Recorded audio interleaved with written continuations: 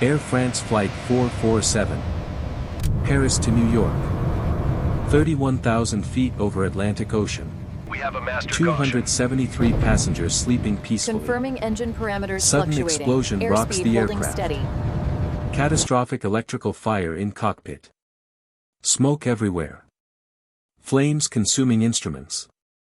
Then passengers hear words they'll never forget.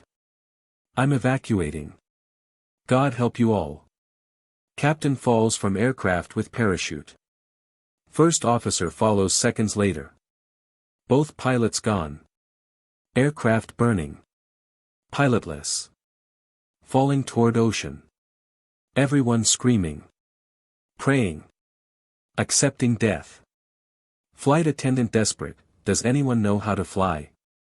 Then from seat 38F, the absolute last row, a tired woman in hospital scrubs stands up. Call sign Angel. I'm coming. Nobody knew the exhausted surgeon was the most legendary pilot in Air Force history. Comment below, which country are you watching from? Subscribe for more incredible true stories. Emma Cross sat in seat 38F. We have a master Last row of the aircraft. Right next to the Confirming engine bathrooms. parameters fluctuating. The Airspeed seat that doesn't holding recline. steady. The cheapest seat on Air France Flight 447. I'm evacuating. She didn't care. God help you all. Her eyes were half closed. Dark circles You underneath look told a exhausted, story dear. of exhaustion. Long shift at the hospital. 36 hours You're a without nurse. sleep. Surgeon. Maybe more. Cabin She pressure wore warning. wrinkled green Brace for hospital impact. scrubs under an old Keep your cardigan. heads down. Her dark hair pulled back in a messy Please, bun. God, save us. No makeup. You look exhausted, tired. dear. Long shift In at her the lap hospital. sat a medical journal about You're a pancreatic nurse. cancer treatments. Surgeon. She'd read the same paragraph 5 times without understanding a word. Her mind was elsewhere. I'm coming. New York. Family Her sister emergency. Rebecca. Angel can land anywhere. 8 years of If people are silence. dying, she'll get it down. 8 years of anger. The coffee in her hand was terrible. Airplane coffee always was. But she drank it anyway. She was 42 years old but looked 50 right now. She'd come straight from a 14-hour liver transplant surgery at a Paris hospital. The patient was a 47-year-old father of 3. Advanced cirrhosis. His family had given up hope. But Emma fought for 6 hours to repair what seemed unrepairable. The man's wife had kissed Emma's hands in the recovery room. You gave me my husband back. Emma had smiled tiredly. He's strong. He fought hard. But she hadn't told them about her own trembling hands during the surgery. The microseconds of doubt. The fear that her exhaustion would cause a mistake. She'd scrubbed out, grabbed her overnight bag from her locker, and headed straight to the airport. No time to rest. No time to change into normal clothes. No time to process the surgery or decompress. Because her sister was dying. The same cancer that killed their mother 8 years ago. And Emma was flying to New York to save her. Even though Rebecca hated her. Even though they hadn't spoken in 8 years. Even though Rebecca might refuse treatment when she saw Emma's face. Emma had to try.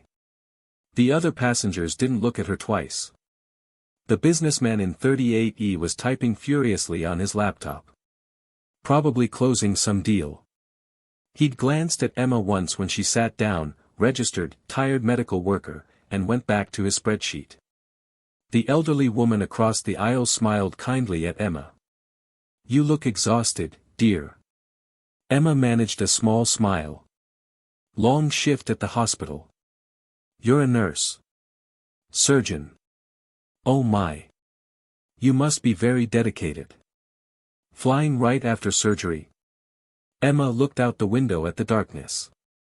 Family emergency. The woman nodded sympathetically and didn't ask more questions.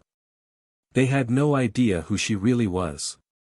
They didn't know that 15 years ago, Emma Cross was one of the most famous pilots in the United States Air Force. They didn't know her call sign, Angel. They didn't know she'd flown 89 humanitarian missions into war zones and disaster areas. They didn't know she'd saved an estimated 12,000 lives. They didn't know she'd earned her call sign by landing under hostile fire in Somalia to deliver medicine to 400 dying children. They didn't know other pilots called her the one who lands anywhere if people are dying. They didn't know she'd been recommended for the Distinguished Flying Cross 3 times. They didn't know commanding officers called her first when missions seemed impossible. They didn't know her aircraft bore the painted silhouette of an angel on the fuselage. They didn't know she'd landed on bombed runways, muddy fields, mountain strips where the margin of error was measured in inches. And they definitely didn't know that in 90 minutes, she would be the only thing standing between them and death in the Atlantic Ocean. But first, you need to understand how Angel was made. And how Angel fell. Emma joined the Air Force at 22. Aerospace engineering degree. Top of her class at University of Michigan. But she didn't want to design aircraft. She wanted to fly them. Her father had been a commercial pilot. Died in a crash when Emma was 12. Small regional jet. Mechanical failure. 23 people killed including the crew. Everyone expected Emma to hate flying after that. Instead, she was drawn to it. Dad loved flying, she told her mother. He said being a pilot meant taking care of people. Getting them home safe. I want to do that too. Her mother had cried. But she understood. Flight school was tough. Especially for women back then. This was the late 1980s. Female pilots were still rare. People doubted you. Questioned whether you belonged. Made comments about whether women had the right temperament for flying. Emma proved them wrong within months. Top scores in navigation. Top scores in emergency procedures. Top scores in instrument flying. Her instructors said she had a feel for aircraft. That intuitive understanding of how metal and wind work together. How to listen to what the plane was telling you through slight vibrations, subtle sounds, small changes in handling. She could sense problems before instruments showed them. Feel stalls before they happened. Predict how aircraft would respond in turbulence. It was like the plane spoke to her. And she spoke back. During advanced training, her class faced a simulation. Engine fire during takeoff. Visibility near zero. Crosswinds exceeding safe limits. Instructor expected everyone to abort. Emma didn't abort. She executed the takeoff perfectly. Managed the fire. Navigated through impossible conditions. Landed safely at alternate airport. Afterward, the instructor asked, "Why didn't you abort?" Emma looked confused. The mission was to deliver medical supplies to field hospital. Wounded soldiers waiting. Aborting meant they might die. I could complete it safely, so I did. The instructor stared at her. Most pilots would have chosen the safer option. Safety isn't always the same as safe outcomes. Sometimes the risky option is actually safer for the people depending on you. That philosophy would define her entire career. She chose the C-130 Hercules. A massive 4-engine cargo plane. Not glamorous like fighter jets. Not fast or sleek. But essential. The C-130 delivered supplies. Transported troops. Flew into impossible places. Emma loved it immediately. The first time she took controls of a C-130, it felt like coming home. This huge aircraft. This flying truck. This workhorse that went anywhere, carried anything, landed everywhere. Perfect. Her first real humanitarian mission changed everything. Somalia, 1994. Civil war raging. Famine killing thousands. Aid organizations trying to deliver food and medicine. But local militias were shooting at aircraft. Too dangerous. Most pilots refused the missions. 23-year-old Lieutenant Emma Cross volunteered. There's a village with 400 children sick from epidemic, her commander said. We have the medicine. But the airstrip is just a dirt field in hostile territory. Armed fighters everywhere. 3 pilots already declined. Emma didn't hesitate. I can land it, sir. Why do you want this mission? Because those kids will die without the medicine. And I can reach them. Her commander studied her. Young. Confident. Determined. You understand this is voluntary? You could be killed. I understand, sir. But those children will definitely die if nobody flies. At least I give them a chance. He approved the mission. 2 days later, Emma and her crew flew into Somalia. Her co-pilot was a veteran named Marcus Webb. 10 years older than Emma. Combat experience in Desert Storm. He was terrified. This is suicide, Lieutenant. Emma stayed calm. We're saving 400 lives. Focus on that. As they descended, gunfire erupted from below. Bullets hitting the fuselage. Distinct metallic pings. Like hail on a tin roof. Warning lights flashing. Her co-pilot screaming to abort. We're taking fire. Pull up. But Emma saw the landing strip. Rough dirt. Barely long enough. Bordered by burned vehicles. And people waving white cloths. Desperate. Waiting for medicine. Mothers holding sick children. Aid workers with empty medical kits. She saw their faces even from altitude.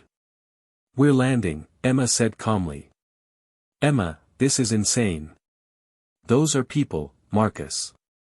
Not tactical considerations. People who need us.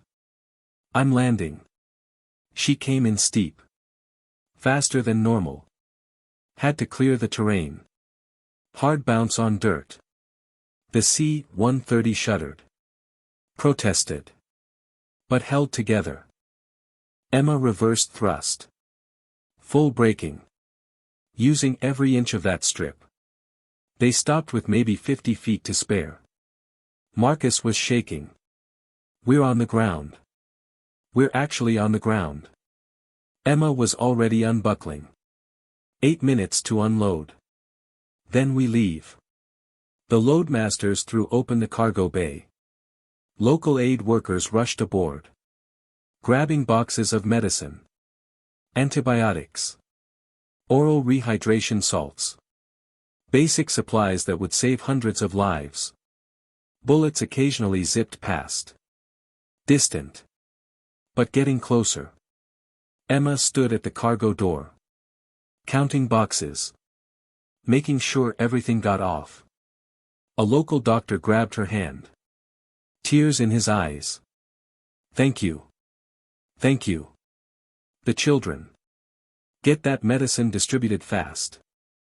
We have to go. At exactly 8 minutes, clear. Go. Emma sprinted back to the cockpit. Marcus already had engines spooling. She slammed into her seat. Full power. The C-130 roared down that dirt strip. More gunfire. Closer now. A tire burst. The aircraft shuddered. Emma fought the controls. Compensating for the damaged tire. The uneven pull. Come on, beautiful. Fly for me. The aircraft lifted. Grudgingly. Heavily. Banking hard to avoid ground fire. Using terrain for cover. A bullet punched through the windscreen. Spiderweb crack. Air howling through the hole. But they were climbing. Safe. When they leveled off, Marcus stared at her with wide eyes. That was the most insane thing I've ever experienced. Emma shrugged. People needed help. We had what they needed. You didn't even hesitate.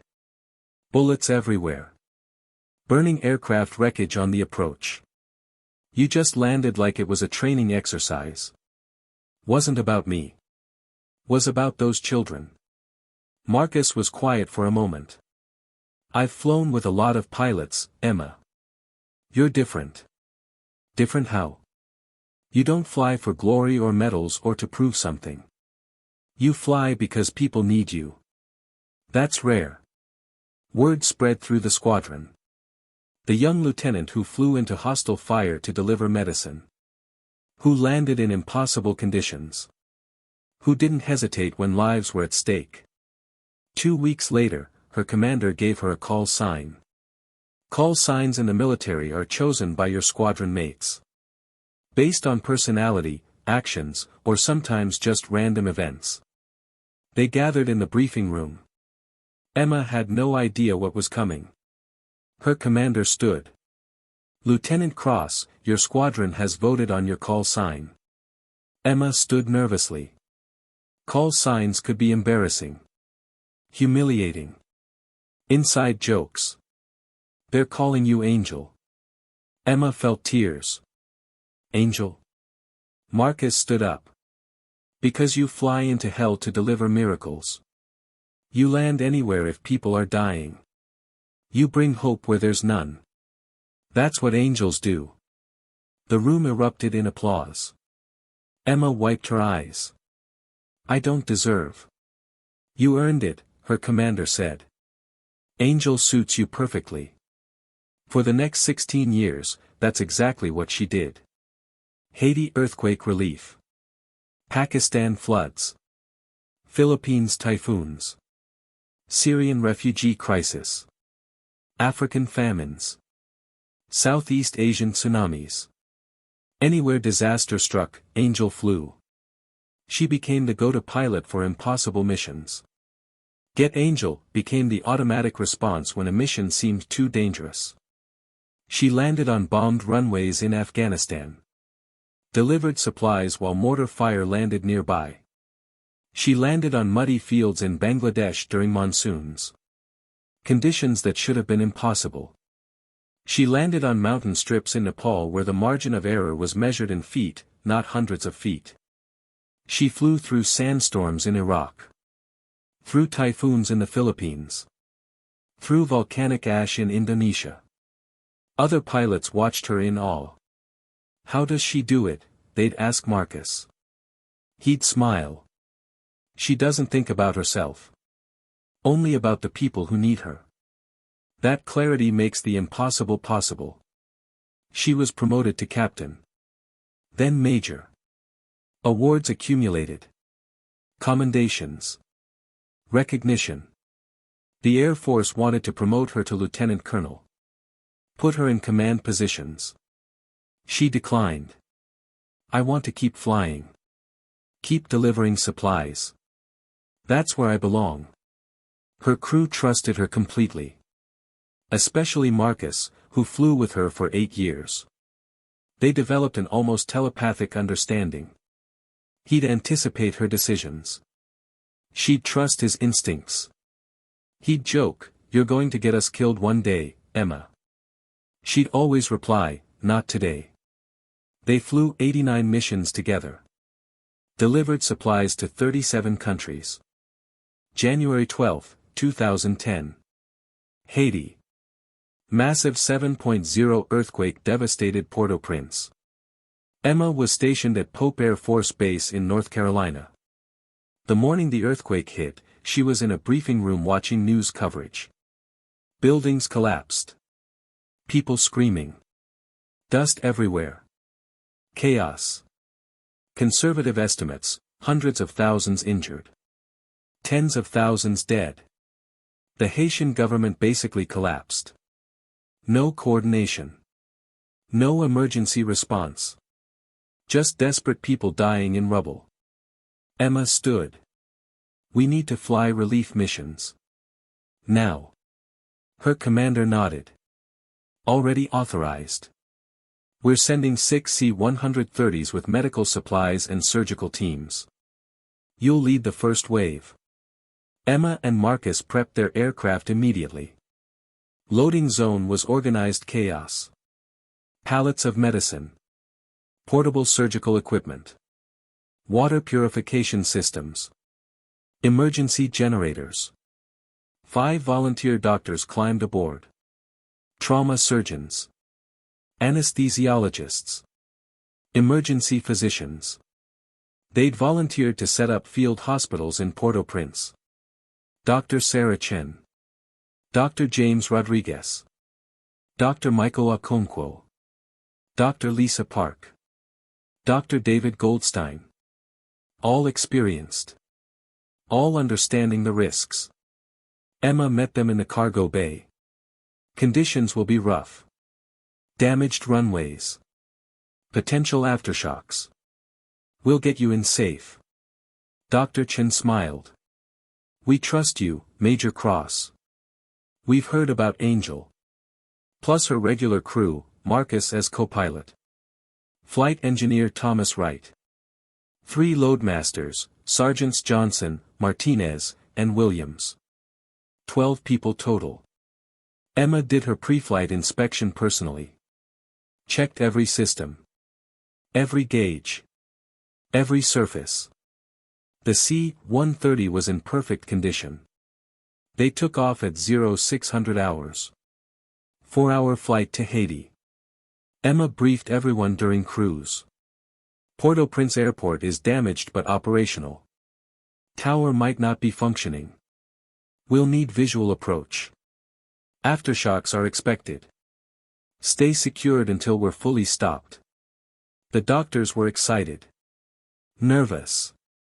Ready to save lives.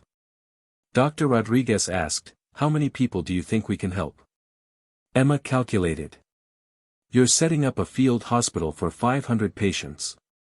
Conservative estimate, if you work 72 hours straight, maybe 300 patients. Many life-threatening injuries. Your work will save hundreds directly. Just like you save hundreds by flying us there. Emma smiled. We're all on the same mission. Different roles. Same goal. The approach to Haiti was routine. Emma had done this hundreds of times. Visual approach to damaged airfield outside Port-au-Prince. She could see the devastation from altitude. Buildings flattened. Smoke rising. Roads destroyed. But the makeshift runway looked operational. Military engineers had cleared debris. Marked it with lights. Established basic communication. Emma lined up perfectly.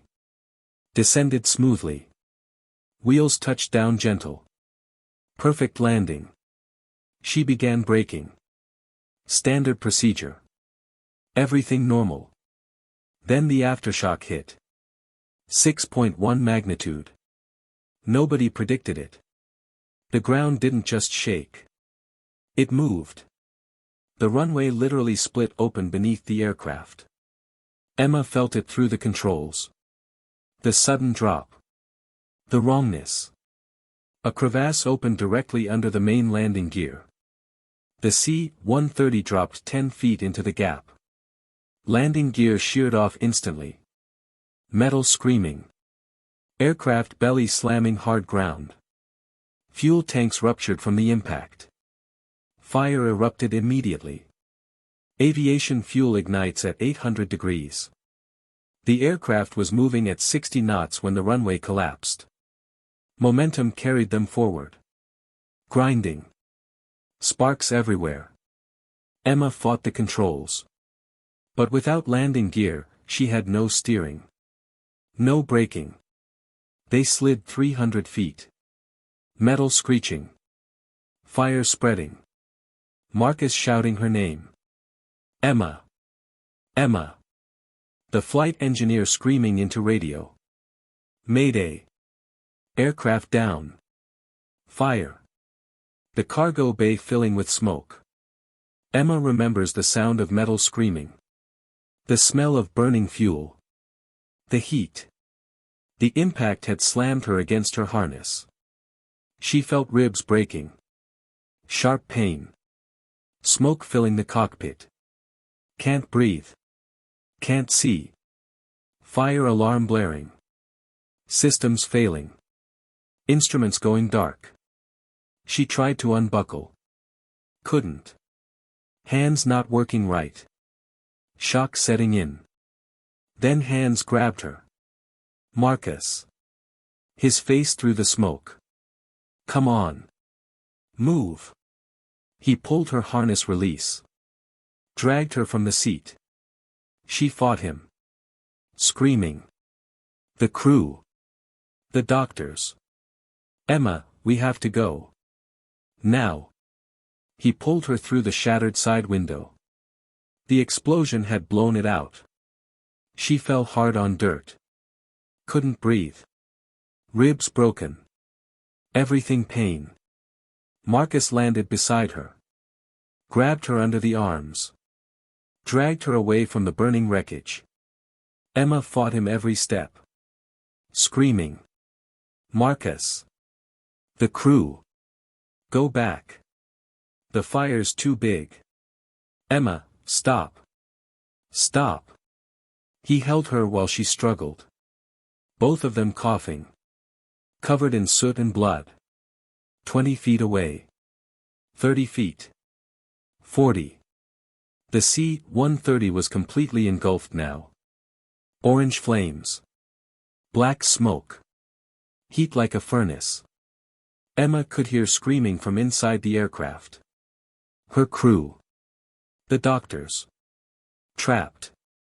She tried to run back. Marcus held her. Emma, no. You'll die. They're dying. Let go. You can't save them. It's too late. She collapsed. Sobbing. Watching the aircraft burn. Knowing Marcus was inside. No. Wait. Marcus was holding her. Not inside. But the flight engineer. The loadmasters. The doctors. All inside. All burning. All dying. Military firefighters arrived within minutes. But it was too late. The fire burned for 40 minutes before they could approach. When it finally died, they recovered 7 bodies. Flight engineer Thomas Wright. Age 34. Wife and 2 kids. Sergeant Johnson. Age 29. Engaged. Sergeant Martinez. Age 26. Single. Sergeant Williams. Age 32. Husband of 3 years. Dr. Sarah Chen. Age 41. 2 teenage daughters. Dr. James Rodriguez. Age 38. Father of 4. Dr. Michael Okonkwo. Age 45. Recently became grandfather. Dr. Lisa Park. Age 33. Newlywed. Dr. David Goldstein. Age 51. 30 years of medical service. 9 people total died that day. Emma and Marcus were the only survivors. Emma, broken ribs. Second-degree burns on hands and arms. Smoke inhalation. Marcus, separated shoulder. Minor burns. Psychological trauma. But alive. Emma lay in the field hospital. Heavily medicated. But conscious. They showed her the bodies being loaded for transport home. 9 flag-draped coffins. 9 people who trusted her. 9 families destroyed. Because she was pilot in command. Her responsibility. Her failure. The nightmares started immediately. Every time she closed her eyes, the runway splitting. The fire. The screaming. Marcus holding her back while people burned. The investigation took 3 weeks. FAA investigators. Air Force investigators. Haitian officials. They analyzed everything. Black box recordings. Maintenance records. Seismic data. Witness statements. Final report, no pilot error. Unforeseeable seismic event. Aftershock unpredicted by all monitoring systems. Major Cross executed perfect landing and proper emergency procedures. Nothing she could have done to prevent this tragedy. Cleared completely. Commendations for attempting rescue despite injuries. Medal for Marcus for saving her life. But Emma knew the truth. 7 people trusted her to get them there safe. She failed. Doesn't matter that an earthquake caused it. Doesn't matter that nobody could predict it. She was pilot in command. Her aircraft. Her crew. Her responsibility. She failed. 3 weeks after the crash, still in the hospital, Emma submitted her resignation from the Air Force. Her commander came personally. Colonel Davidson. Mentor for 10 years. He sat beside her hospital bed. Emma, the investigation cleared you. It wasn't your fault. 7 people are dead, sir.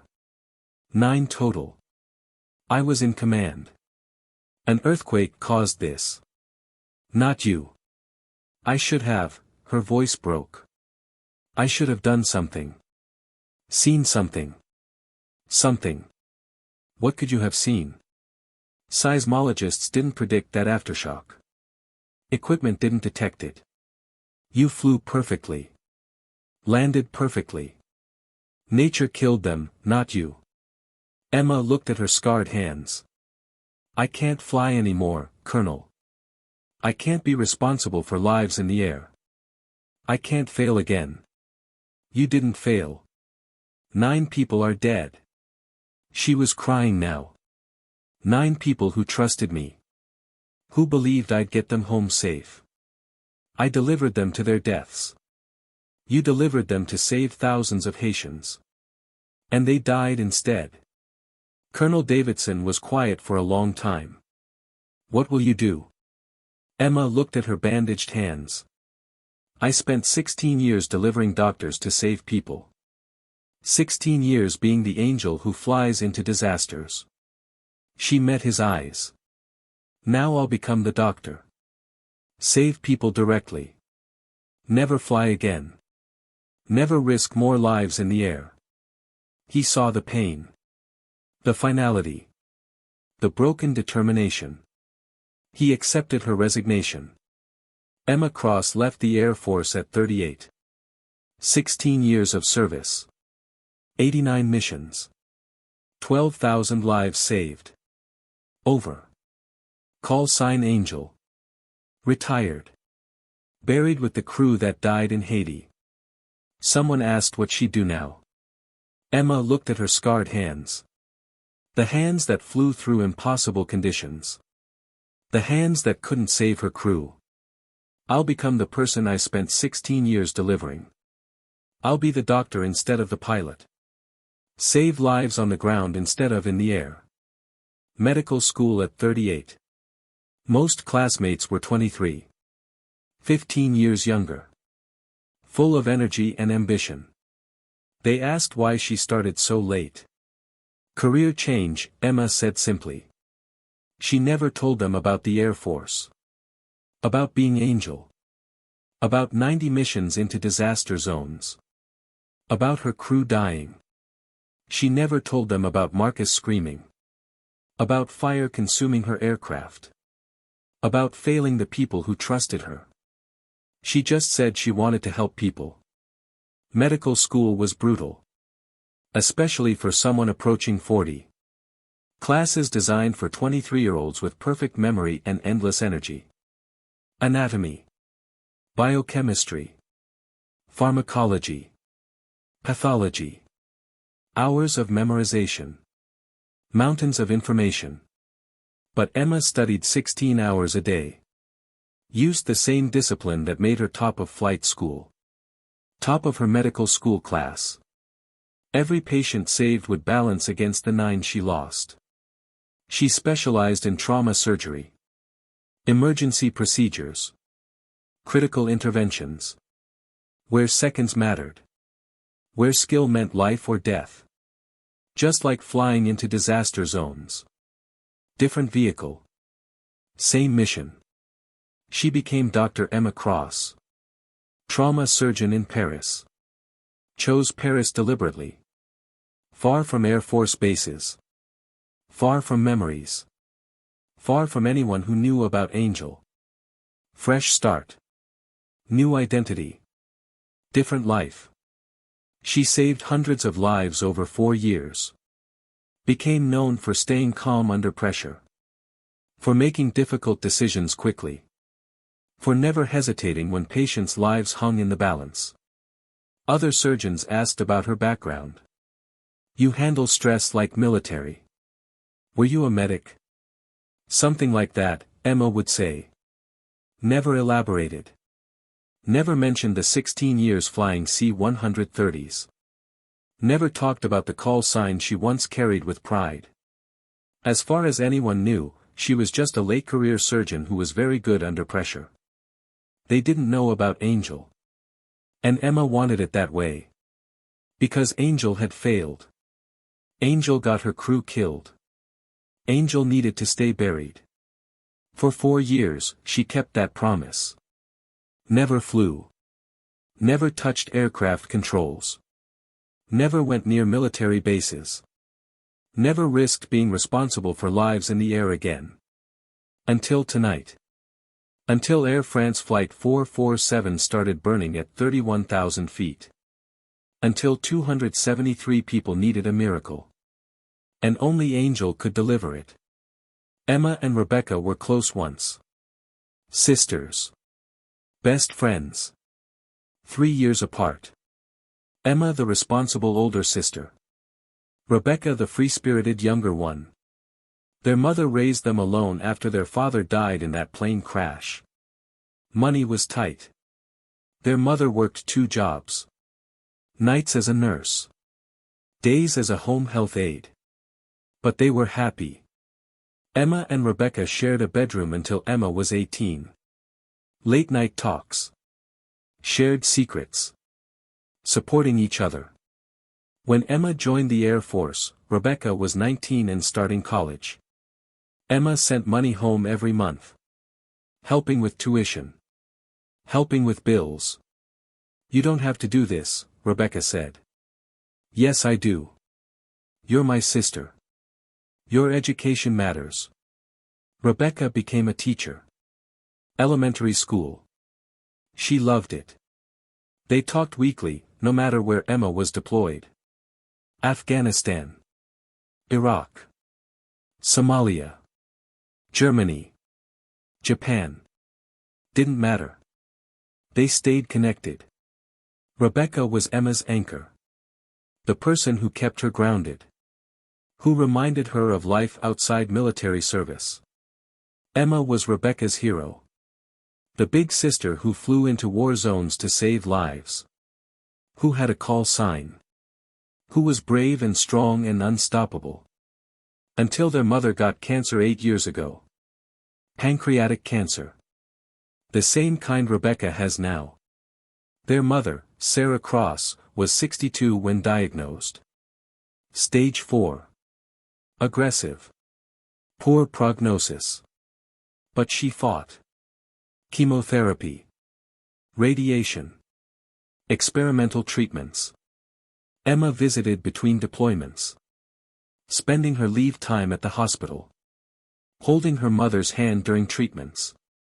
Rebecca was there full-time. Taking leave from teaching. Becoming primary caregiver. 6 months into the battle, their mother was failing. Doctors said maybe a week left. Maybe less. Emma was in Afghanistan. Preparing for a humanitarian mission. Remote refugee camp. 200 starving children. Militant groups blocking aid deliveries. No other pilot would take it. Too dangerous. But Emma had committed. Rebecca called on January 15, 2014. You need to come home. Mom's failing. The doctors say maybe a week left. Maybe less. Emma looked at the mission brief. The photographs of skeletal children. The desperate requests from aid organizations. Becca, I can't abandon this mission. These kids will die without supplies. I don't care about those kids. Rebecca screamed. Mom is dying. Your mother. The woman who raised you. I'll come as soon as the mission ends. 3 days maximum. 3 days. She might not have 3 days. Please. I can't do this alone. I need you here. Emma closed her eyes. 200 children who would definitely die without this mission. One mother who might die in the next few days. The mission was already planned. Supplies loaded. Route established. Clearances obtained. If she backed out now, they'd have to find another pilot. Could take weeks. The children would be dead by then. I'm sorry. I have to do this first. These kids have nobody else. But I promise I'll be there in 3 days. Don't bother. Rebecca hung up. Emma stared at the phone. Torn. Devastated. But she'd made a commitment to those children. She flew the mission. Landed under hostile fire. Delivered the supplies. Saved 200 children from starvation. Returned 3 days later, exactly as promised. Her mother died the night before she arrived. January 17, 2014. 11:47 p.m. Rebecca was alone at the hospital bedside. Holding their mother's hand. Emma arrived at 6 a.m. the next morning. Still in flight suit. Drove straight from the base. Rushed into the hospital room. Too late. Her mother's body still in the bed. Rebecca sitting beside it. Red-eyed. Exhausted. Alone. Becca. Rebecca stood. Walked past Emma without a word. Left the hospital. Emma stood there. Looking at her mother's peaceful face. Too late. Failed her. Just like she'd fail her crew 6 years later. The funeral was 3 days after. Emma arrived in her dress uniform. Awards and ribbons displayed. The professional soldier attending her mother's burial. Rebecca wouldn't look at her. Not during the service. Not during the burial. Not during the reception. Emma tried to approach. Rebecca walked away. At the cemetery, after everyone left, Emma waited. Rebecca stood at the grave. Silent. Emma approached carefully. Becca, I'm so sorry. I thought I had time. You chose them over her. Rebecca. You chose strangers over your own mother. 200 kids you'll never meet over the woman who raised you. Those children would have died. I don't care. Mom died alone because you were being a hero somewhere else. I held her hand while she took her last breath and asked for you. Emma's tears fell. I thought she'd live another week. She called for you, Em. In her last hours. She asked where you were. I had to tell her you were on a mission. She smiled. Said, that's my Emma. Saving the world. She was proud even while dying alone. I'm sorry. You had time to choose. You chose duty over family. You chose your call sign over the woman who sacrificed everything for you. Please, Becca. I will never forgive you. Never. We're done. Don't contact me. Don't come to my house. Don't send letters. We're done. Rebecca walked away. That was 8 years ago. 8 years of silence. Emma sent letters. Rebecca returned them unopened. Emma called from different numbers. Rebecca blocked them all. Emma sent Christmas cards. Birthday cards. Returned. Emma showed up at Rebecca's wedding 2 years later. David seemed kind. Loving. Security escorted Emma out at Rebecca's request. The guests whispered. Who was that? Bride's estranged sister. She wasn't invited. Emma stood in the parking lot. Watching through the window as Rebecca danced with her new husband. Beautiful. Happy. Moving forward. Without Emma. The message was clear: stay away. Emma accepted it. Maybe Rebecca was right. Maybe she chose wrong. Their mother died alone because Emma was being angel. Because she prioritized strangers over family. Because duty mattered more than the woman who raised her. Maybe she deserved the silence. The loss. The punishment. So Emma buried herself in medical school. Then surgical residency. Then hospital work. Didn't try contacting Rebecca anymore. Accepted the permanent estrangement. Focused on saving lives in surgery. Balancing the scales. Every patient saved another small redemption. But she never forgave herself. Until 3 days ago. David called. Rebecca's husband. The man Emma had only seen through a wedding reception window. Emma. This is David Chen. Rebecca's husband. Emma's heart stopped. Is Rebecca okay? No. She has cancer. Pancreatic. Stage 4. The same cancer that killed their mother. Genetic. Aggressive. Usually fatal. There's an experimental surgery. Very risky. Very few surgeons can do it. Only 3 in the world, actually. 1 in Houston. 1 in London. 1 in Paris. Paris? Your name came up. Dr. Emma Cross. Trauma surgeon. Specialist in high-risk pancreatic procedures. The oncologist says you're one of the best. Maybe the best. Emma sat down heavily. David, Rebecca doesn't want to see me. I know. She told me about what happened. About your mother. About the estrangement. She'll refuse if I'm the surgeon. Maybe. Probably. But I'm asking anyway. She's my wife. Mother of my children. I can't lose her. Emma looked at the surgical textbook on her desk. Pancreatic cancer protocols. She'd been studying them for a different patient. The surgery has a 40% mortality rate even under optimal conditions. Better than 0% without it. She'll be angry. She might refuse treatment entirely when she sees me. I know. But you're her only real chance. The Houston surgeon is booked for 6 months. The London surgeon won't take cases this advanced. You're it. Emma closed her eyes. 8 years of silence. And now Rebecca needed her. The sister who hated her. Who blamed her for their mother's lonely death. Who cut her out of her life completely. But family is family. And Emma had failed Rebecca once already. She wouldn't fail again. I'll be on the next flight. She doesn't know I called. I haven't told her. I understand. She's going to be angry. Really angry. I know that too.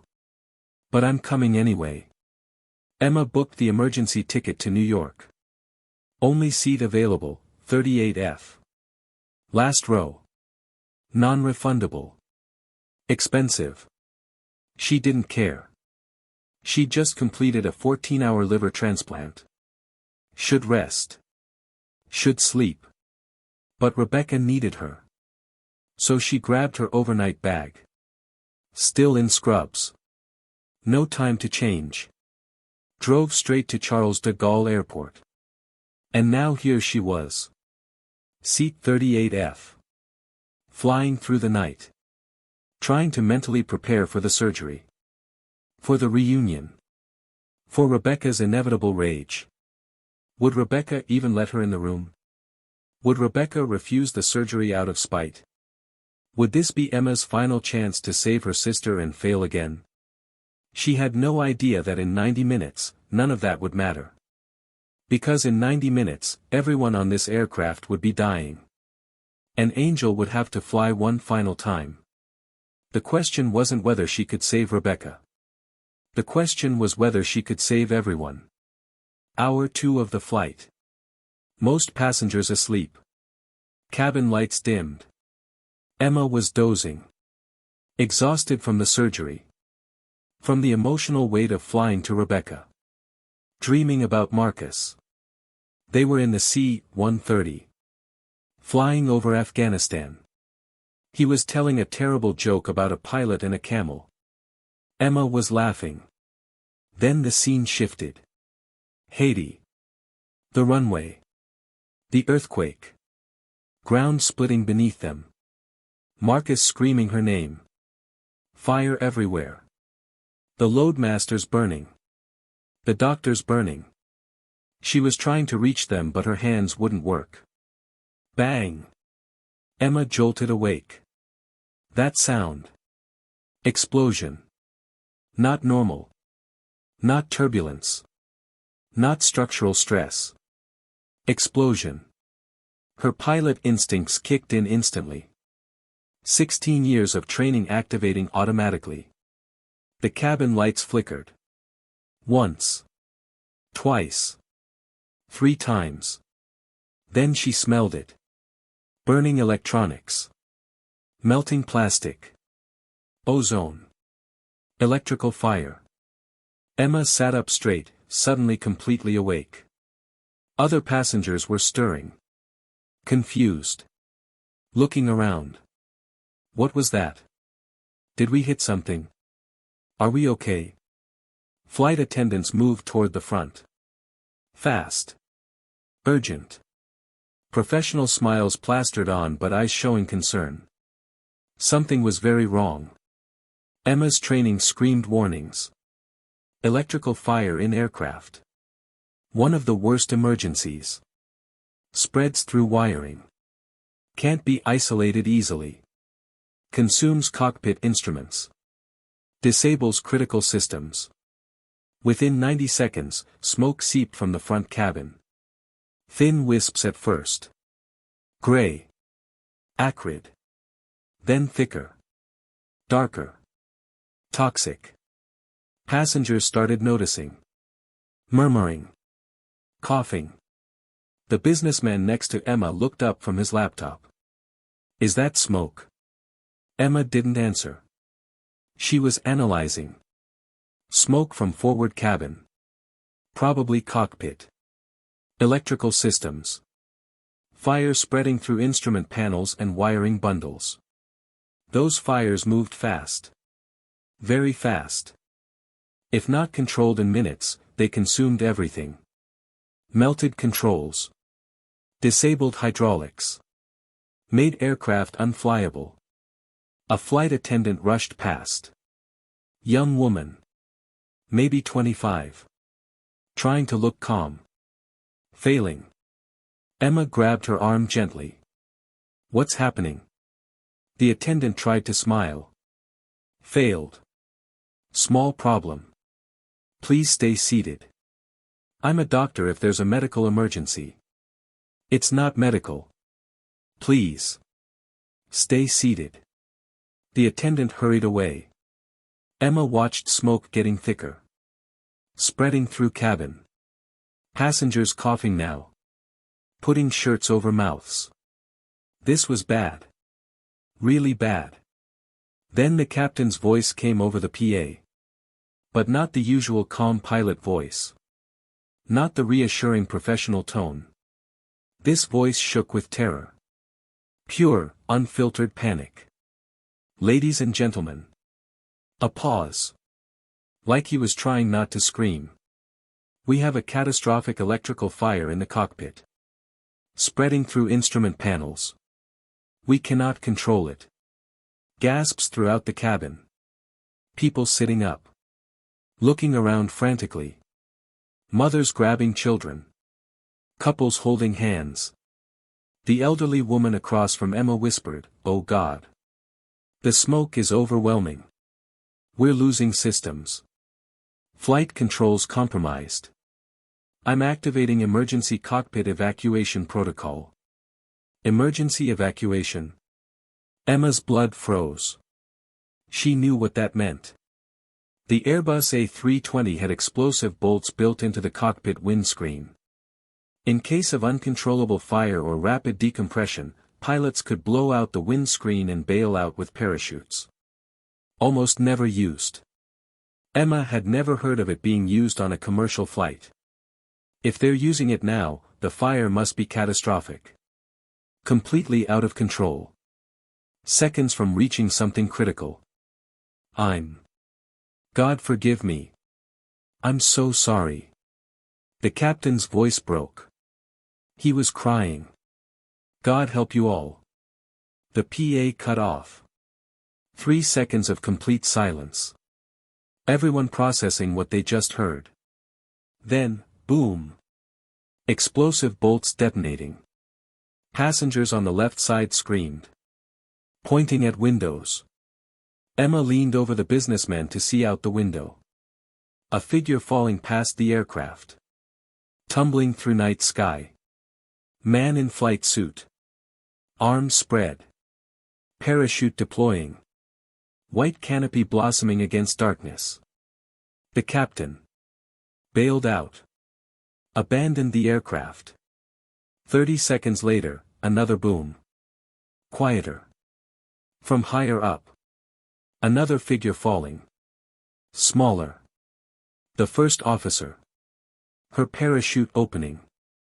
Drifting away into darkness. Both pilots gone. Aircraft pilotless. On fire. Over the Atlantic Ocean. 1,200 miles from land in any direction. The cabin erupted in panic. People screaming. Crying. Praying. We're all going to die. Somebody do something. Where are the pilots? They left US. They left US to die. Mothers holding children. Sobbing. Saying goodbye. The elderly couple across the aisle holding hands. Eyes closed. Accepting death. Teenage girls in the back hugging each other. Crying. A man recording video on his phone. If anyone finds this, tell my family I love them. Emma sat frozen. Both pilots evacuated. Fire must be catastrophic. Completely out of control. The aircraft had maybe 15 minutes before fire reached something critical. Hydraulic lines. Fuel systems. Flight computers. Then everyone dies. 273 people. Unless someone could fly. Emma looked at her hands. Hands that flew C-130s for 16 years. Hands that landed in impossible conditions. Hands that saved 12,000 lives. Hands that failed 9 people in Haiti. Hands she swore would never touch aircraft controls again. She thought about Rebecca in New York. Dying of cancer. If Emma died tonight, Rebecca died too. No surgery. No second chance. No forgiveness. No resolution after 8 years of silence. She thought about the young mother in row 22. Traveling with a baby. Maybe 6 months old. That baby would die. Never grow up. Never have a chance. The elderly couple holding hands. Accepting death together after probably 50 years of marriage. They would die. Everyone would die. Unless someone flew. And Emma was the only one who could. For 4 years she'd hidden from being Angel. Safe on the ground. Operating rooms instead of cockpits. Never responsible for lives in the air. But Angel wasn't a job. Wasn't a call sign. It was who she was. Core identity. Fundamental nature. You don't stop being Angel. You just stop flying. And right now, Angel was the only thing between 273 people and death in the Atlantic. Emma unbuckled. Stood up. Her legs shaking. But she walked forward. Past screaming passengers. Past crying children. Past people praying. Toward the burning cockpit. Toward the impossible. Toward being Angel one final time. Patricia Moreau had been a flight attendant for 20 years.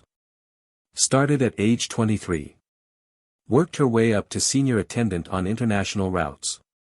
She'd handled emergencies, medical crises, severe turbulence, passenger fights, even an attempted hijacking 7 years ago. But never both pilots abandoning the aircraft. Never a situation where everyone was going to die. She stood in the galley watching smoke pour from the cockpit. Flames visible through the partially open door. Orange and yellow. Dancing. Consuming. Heat intense even from here. 20 feet away and she could feel it. The aircraft was still flying. Autopilot holding course and altitude. But that fire was spreading. She could hear it. Crackling. Roaring like a living thing. Maybe 10 minutes before it reached critical systems. Then the aircraft would become unflyable. Fall from the sky. Everyone would die. Patricia picked up the PA handset. Hand shaking. She'd trained for this. Sort of. Emergency announcements. Keeping passengers calm. But not for this. Not for, both pilots are gone and we're all going to die. Ladies and gentlemen, I need your attention immediately. Her voice shook. Everyone heard it. The fear she couldn't hide. Both pilots have evacuated due to fire. We're currently on autopilot. But we need help urgently. Is there anyone on board with flight experience? Any pilots, current or former military? Please identify yourself immediately. Silence.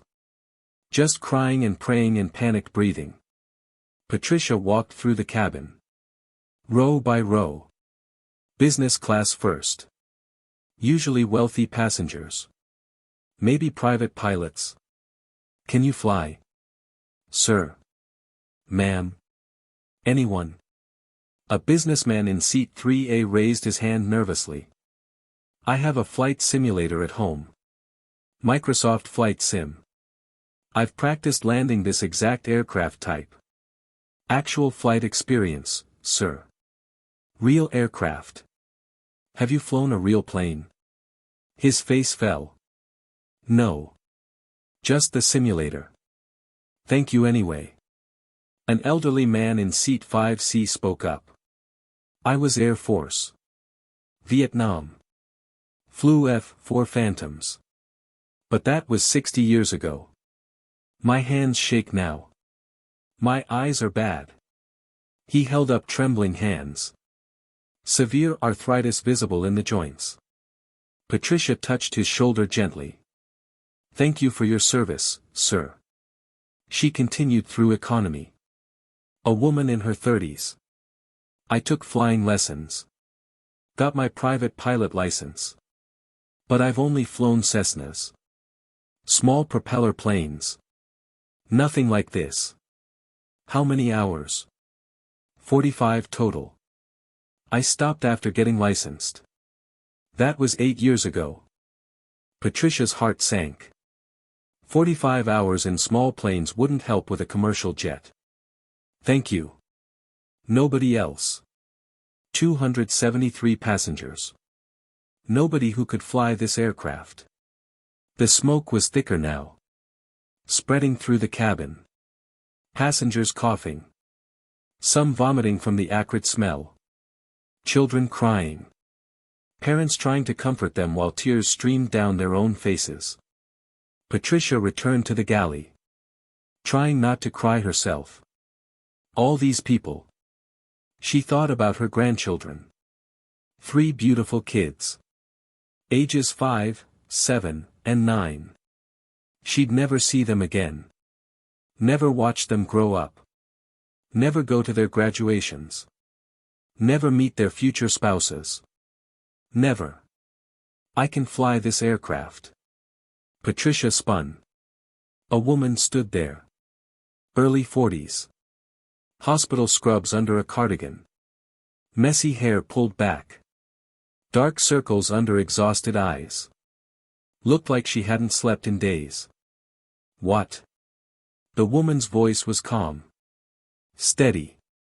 Absolutely certain. I can fly it. I'm a pilot. Air Force. C-130 Hercules cargo planes. 16 years of service. I'm a surgeon now, but I know how to fly. Patricia stared. This tired woman in wrinkled scrubs? Are you sure? This is an Airbus A320. It's completely different from military cargo. Different from C-130. I know. Different systems. Different handling. Different everything. The woman stepped closer. Her eyes were intense. Focused. But the principles are the same. Aerodynamics don't change. Flight controls work the same way. And I'm your only option. Something in her eyes. Solid. Unshakable. Like she'd seen hell before and walked through it. This woman had faced death. And won. What's your name? The woman moved toward the cockpit without hesitation. Dr. Emma Cross. But in the Air Force, they called me Angel. Patricia felt hope for the first time since the pilots evacuated. Angel. Even the call sign sounded like salvation. Angel walked toward the burning cockpit like it was routine. Like walking into fire was just another Tuesday. Calm. Focused. Ready. Patricia followed. The fire is really bad. Really intense. I know. I've been in burning aircraft before. Pain in her voice. Deep pain. Memory of something terrible. But also determination. Steel core of resolve. Emma grabbed a fire extinguisher from the emergency station. When I go in, close the cabin door behind me. Keep the smoke from spreading to the passengers. They need breathable air. You'll be trapped in there. I'll be fine. I've done this before. Done what? Flown a burning commercial aircraft? Emma looked at Patricia. Small sad smile. Fought fire while flying. Lost before. Won't lose today. She pulled her cardigan over her mouth and nose. Took a deep breath. Grabbed the cockpit door handle. Heat radiated through the metal. Hot enough to burn. Emma didn't flinch. Opened the door. Heat blasted out like opening an oven. Wave of scorching air. Patricia stepped back involuntarily. Emma walked straight into the flames. Into the inferno. Into hell itself. Patricia pulled the door closed behind her. Stood there for a moment. Hands shaking. Then she picked up the PA again. Her voice was different now. Stronger. Hopeful. Ladies and gentlemen. We have a pilot. Former Air Force Major. Call sign Angel. She's taking control of the aircraft now. Please remain calm and follow all safety instructions. The cabin quieted slightly. A pilot. Someone who could fly. Hope. Patricia began preparing the cabin for emergency landing. Because if Angel was as good as she seemed, they might actually survive this. The heat hit Emma like a physical blow. She'd been in burning aircraft before. Haiti. Her C-130 going down in flames. But this was worse. The windscreen was completely gone. Blown out by explosive bolts when the pilots ejected. 400-knot wind howling through the opening. Papers flying everywhere. Debris swirling.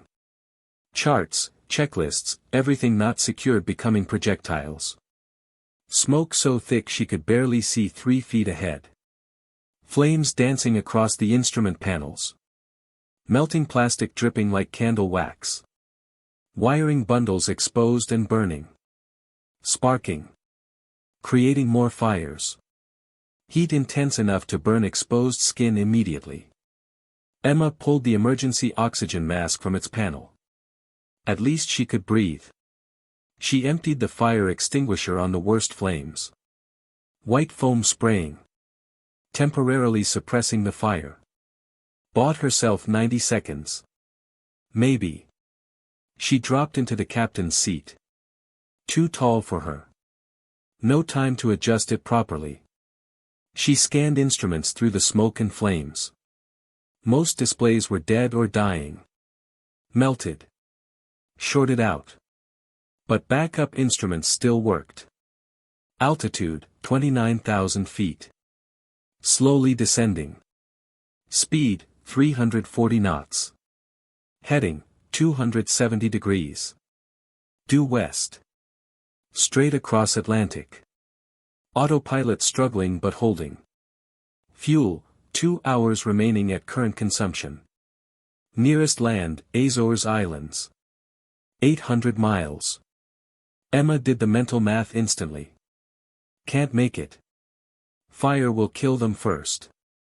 At current spread rate, maybe 12 minutes before fire reaches hydraulic systems. Maybe 15 before it reaches fuel lines. Then catastrophic explosion. Only option, water landing. In darkness. In the Atlantic Ocean. In 30-foot swells. She'd done water landings in simulators. Every military pilot trained for it. But never for real. Never in a burning aircraft she'd never flown before. Never with 273 lives depending on her. Emma reached for the radio with already blistering hands. Mayday, mayday, mayday. Air France Flight 447. Both pilots evacuated. I'm a passenger taking control. Former Air Force pilot attempting emergency water landing. Static. Then shocked voice from air traffic control. Air France 447, did you say both pilots evacuated? Affirmative. Emma coughed through smoke.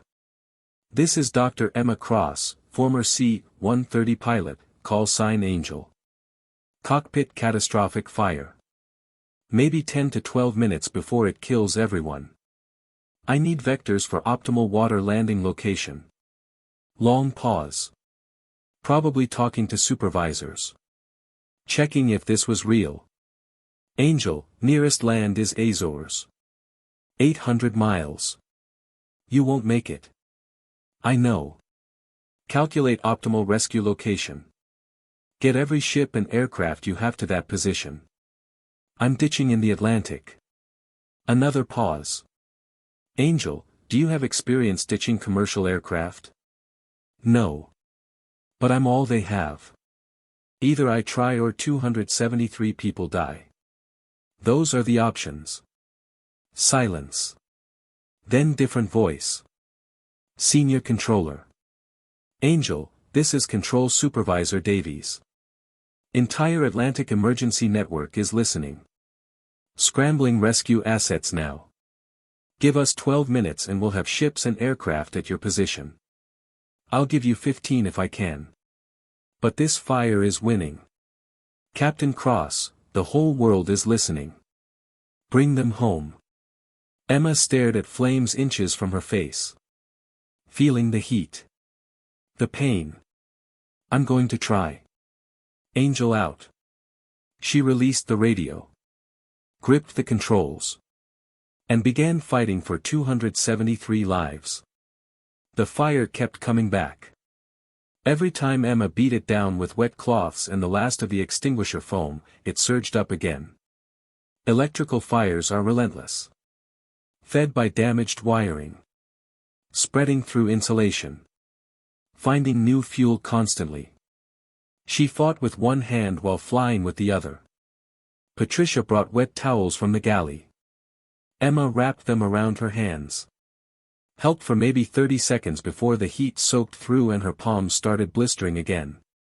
But she couldn't stop. Systems were failing one by one. Navigation display melted into slag. Gone. Communications partially dead. Radio crackling. Intermittent. Landing gear indicators destroyed. She'd have no idea if gear was up or down. Hydraulic pressure fluctuating. Fire getting close to the lines. She was flying on backup instruments and memory. And 16 years of experience that she tried to forget. The cockpit door was damaged from the fire. Wouldn't close properly. Smoke seeping into passenger cabin despite Patricia's efforts. Passengers could see everything through the gap. This woman in scrubs fighting flames with one hand while flying with the other. Some were filming on phones. Recording what they thought would be their final moments. Others praying. Crying. Saying goodbye to loved ones via text messages. A young mother approached the cockpit. Baby in her arms. Maybe 6 months old. Are you really going to save us? Emma didn't look away from instruments. I'm going to try with everything I have. Now get back to your seat and secure your baby. Life vest on. We're landing in ocean in approximately 15 minutes. The woman's face went white. Ocean? We're crashing into the ocean. Not crashing. Landing. Controlled. There's a difference. Now go. Secure your child. The woman stumbled back to her seat. Emma keyed the barely functional PA. This is Dr. Emma Cross. I'm flying this aircraft. I was an Air Force pilot for 16 years. Call sign Angel. I flew humanitarian missions into war zones and disaster areas. Landed in conditions most pilots would refuse. Her voice stayed calm despite flames. Despite smoke. Despite her hands burning. Today I'm landing this aircraft in the Atlantic Ocean. In darkness.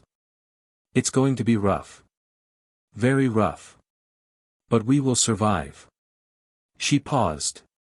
Let that sink in. Flight attendants, prepare for emergency water landing. Life vests on everyone. Brace positions practiced. Remove sharp objects. Secure all loose items. Another pause. Everyone else, life vests on but do not inflate until outside the aircraft. Brace positions when I call them. Follow attendant instructions exactly. She released the button. I'm bringing us down in 12 minutes. I've never done this before. But I've never failed when people needed me. She added quietly, just to herself, not again. Never again.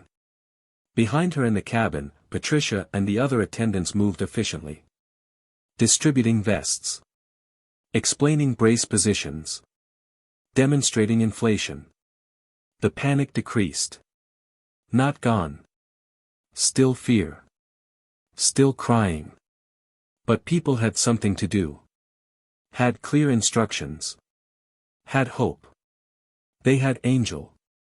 Emma just had to deliver. While her hands burned and fire consumed the cockpit around her.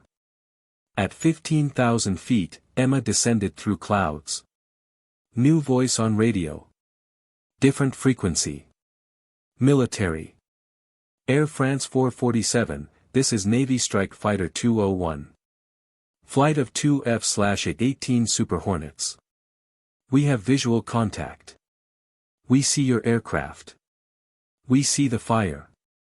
Emma glanced out the destroyed windscreen. 2 fighter jets alongside.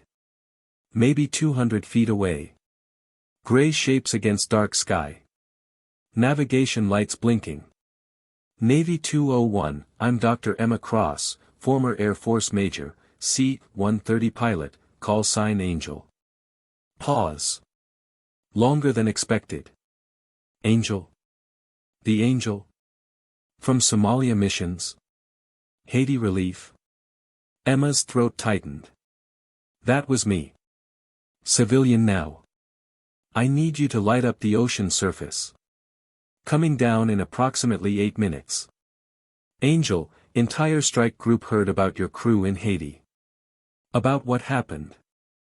Honored to assist. We'll illuminate with flares and guide you in.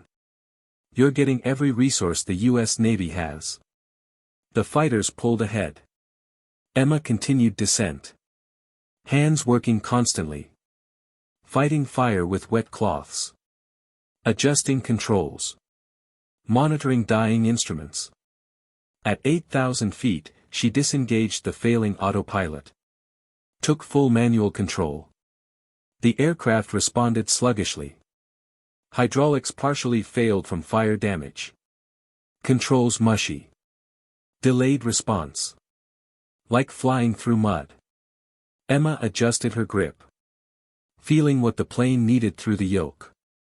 Same as C-130. Same principles. Listen to what the aircraft tells you. The F divided by a -18s dropped illumination flares ahead. Brilliant magnesium light. Ocean lit up like daytime below. Emma's heart sank. Waves 30 feet high. Rough seas. Storm conditions. This was going to be violent. Much worse than she'd hoped. She configured for ditching. Calling up memory from training. From simulations she'd done decades ago.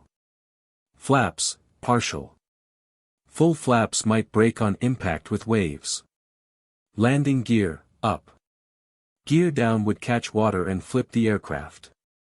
Nose, slightly up for flare. Speed, as slow as possible without stalling. She was doing this from memory and theory. Never actually ditched before. Nobody really practices water landings. Too dangerous. At 1,000 feet, fire won a major victory. Main hydraulic line burned through. Hydraulic fluid spraying. Feeding the fire. Controls went even mushier. Maybe 30% effectiveness. Aircraft wanting to roll right. Emma fighting it constantly. Both hands on yoke now. Can't fight fire anymore. Just fly. At 500 feet, individual waves visible. Massive swells rolling. White caps. Storm-tossed sea. At 200 feet, Emma committed to the approach. No going around. This was it. She keyed PA1 last time. Brace, brace, brace. Head down. Arms overhead. Now. At 100 feet, descending toward a wave crest. Wind buffeting. Aircraft shaking. At 50 feet, pulling nose up to flare. Bleeding off speed. Too fast and they'd cartwheel. Too slow and they'd stall and drop. At 20 feet, belly touched wave top. Then ocean hit them like concrete. The violence was beyond anything passengers expected. Aircraft slammed water at 120 knots. Fuselage flexed. Groaned. Metal screaming. But held together. Nose dug into a wave. Bounced up. Skipped like a stone across the surface. First impact, passengers thrown forward against harnesses. Overhead bins bursting open. Luggage flying. Debris everywhere. Screaming. Metal tortured. Second impact, harder. Aircraft bouncing higher. More screaming. Someone's arm broken. Seats tearing loose. Third impact, nose down. Tail up. Aircraft settled in water. Began floating. A320s are designed to float briefly after ditching. Air trapped in fuselage provides buoyancy. But water was rushing through the blown-out windscreen. Flooding the cockpit. Emma in the captain's seat was hit by a wall of freezing seawater. Knocked unconscious briefly. Came to underwater. Freezing. Dark. Choking. Salt water in her mouth. Her lungs. She pulled herself up gasping. Coughing. Water waist deep and rising fast in the cockpit. She grabbed the PA handset. Waterlogged but still working. Evacuate, evacuate, evacuate. All exits. Inflate life vests outside the aircraft only. Move now. She tried to exit through the cockpit door. Her leg wouldn't move. Something pinning it. Debris from the instrument panel. Heavy. Metal. Water rising. Chest deep now. Emma tried to lift the debris. Too heavy. Wedged tight. The aircraft was sinking. Maybe 5 minutes before it went under completely. Patricia waded into the flooded cockpit. Water to her shoulders. Dr. Cross. Come on. Legs pinned. Get out. Save yourself. Not leaving you. You saved us. Now move over. Patricia grabbed the debris with desperate strength. Mother of 2. Grandmother of 3. Not letting Angel die. Not after everything. Together they pulled. Heaved. Strained. The metal shifted. Came free. Emma's leg pulled loose. Pain shooting through. Maybe broken. But free. Both women stumbled toward the emergency exit. Water pouring in everywhere now. The aircraft tilting. Sinking stern first. They reached the exit. Passengers already outside on inflatable slides. Emma collapsed into a life raft. Semi-conscious. Hypothermic. Patricia collapsed beside her. Shaking from cold and adrenaline. We made it, Patricia whispered. We actually made it. Emma lay in the raft looking at stars through gaps in clouds.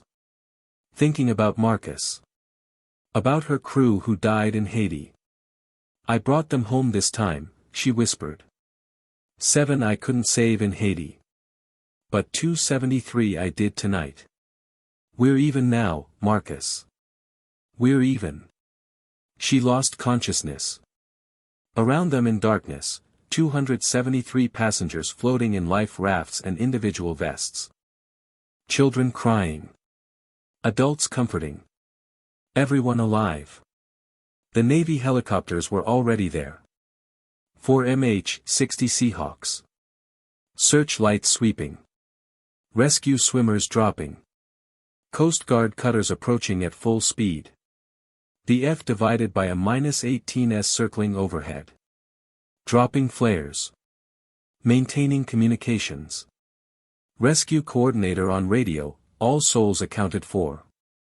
273 passengers. 9 crew. All alive. Repeat, 0 fatalities.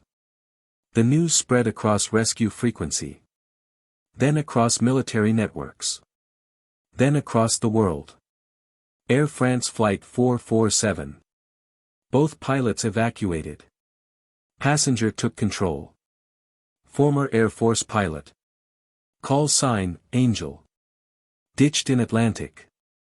Storm conditions. Darkness. Every single person survived. 0 fatalities. The first rescue swimmer reached Emma's raft. Dr. Cross. Major Cross. Angel. Emma was barely conscious. Everyone okay? Everyone's alive, ma'am. All 273. You saved them all. Good, Emma whispered. Can't fail again. Won't fail again. She passed out. The rescue swimmer lifted her into the helicopter hoist. Patricia grabbed his arm. Take care of her. She's a hero. Ma'am, the whole Navy knows who she is. We'll take care of Angel. Within 2 hours, all 273 passengers and 9 crew members were aboard Navy and Coast Guard ships. Warm. Safe. Alive. The Air France aircraft sank 30 minutes after the last person evacuated. Gone. Resting at the bottom of the Atlantic. But everyone survived. Because Angel flew one final time. Emma woke on a Navy hospital ship. The USS Comfort. Floating hospital. Full medical facilities. She was in a private room. Monitors beeping. 4 in her arm. Oxygen mask on her face. Bandages on her hands and arms. Heavy. Thick. A Navy doctor sat beside her bed. Commander. Medical officer. Dr. Cross. Welcome back. You've been unconscious for 3 days. 3 days. Emma tried to speak. Throat raw. Damaged from smoke. Did everyone make it? The doctor smiled. Wide. Genuine. All 273 passengers and crew members were rescued. 0 fatalities. You saved every single person. Emma closed her eyes. Relief flooding through. Everyone. Every single person. Not like Haiti. Not like Marcus and the crew. Everyone lived. Your hands, the doctor continued. 2nd-degree burns. Extensive smoke damage to your lungs. Possible nerve damage in your fingers from the heat exposure. We're concerned about your ability to perform surgery in the future. Emma looked at her bandaged hands. Hands that flew through fire. Hands that fought flames while landing an aircraft she'd never flown. Hands that might never perform surgery again. How bad? We don't know yet. The burns are healing. But nerve damage, it's unpredictable. You might regain full sensation. You might not. Fine motor skills required for surgery might be compromised. Emma processed this. For years building a surgical career. Saving lives in operating rooms. Balancing the scales against Haiti. Possibly over. But 273 people were alive. Then my hands don't matter, she said quietly. I'd burn them again to save those people. Without hesitation. The doctor nodded. You're a remarkable woman, Major Cross. Dr. Cross. I'm civilian now. Ma'am, the military doesn't care. You're a hero. Again. Over the next week, Emma's hospital room filled with visitors. Patricia came first. Brought flowers. Cried. You saved my life. Saved everyone. I have 2 daughters. 3 grandchildren. I'll see them again because of you. Emma squeezed her hand. You saved me too. Pulled that debris off my leg. We saved each other. The other flight attendants came. Bringing cards signed by every passenger. Messages of gratitude. Prayers. Promises to name babies after her. You're a miracle worker. You're an angel. You gave us our lives back. Sarah Martinez came. The young mother with the baby. The baby was sleeping peacefully in her arms. Her name is Emma now, Sarah said. We changed it. Emma Grace Martinez. After you. The angel who saved her life. Emma cried. First time since waking up. I'm honored. She'll know your story. Know what you did. Know that angels are real. The elderly couple came. Holding hands like they did on the aircraft. 52 years married, the husband said. We thought it was over.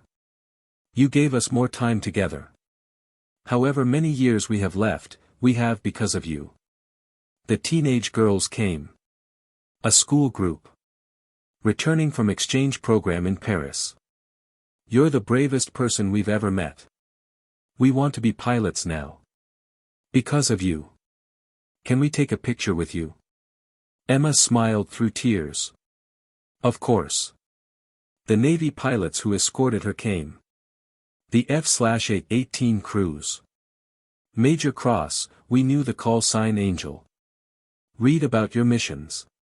But seeing you land that burning aircraft in storm conditions, that was the most incredible flying we've ever witnessed. We dropped flares from 200 feet. Saw the whole thing. The way you handled those waves. The precision. That was art, ma'am. The strike group wants to give you honorary call sign in Navy registry. Angel is now a Navy call sign too. Cross service. Only person to ever have that. Emma was overwhelmed. I don't deserve. Ma'am, you ditched a burning commercial aircraft you'd never flown before in 30-foot swells at night and saved 273 lives. You deserve everything. Air Force officers came. Her former squadron mates. Some she hadn't seen in 4 years. Since Haiti. Since she resigned. They saluted. Even though she was civilian. Major Cross, the Air Force wants to reinstate you. Promotion to Lieutenant Colonel. Flight instructor position. Teaching others to be like Angel. Emma shook her head. I appreciate it. But I'm done flying military. Then civilian consulting. Airlines want to hire you. Flight safety instructor. Emergency procedures expert. I'll think about it. But the visit she feared most hadn't come yet.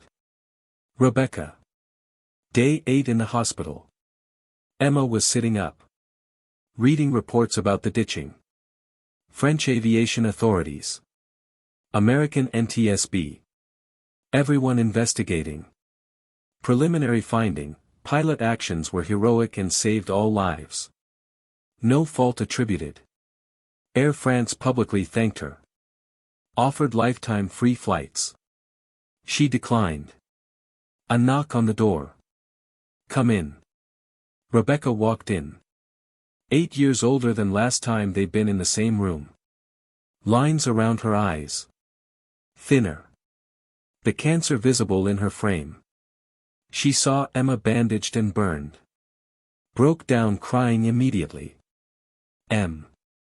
Oh God, Em. She rushed to the bed. Collapsed in the chair. I heard what you did.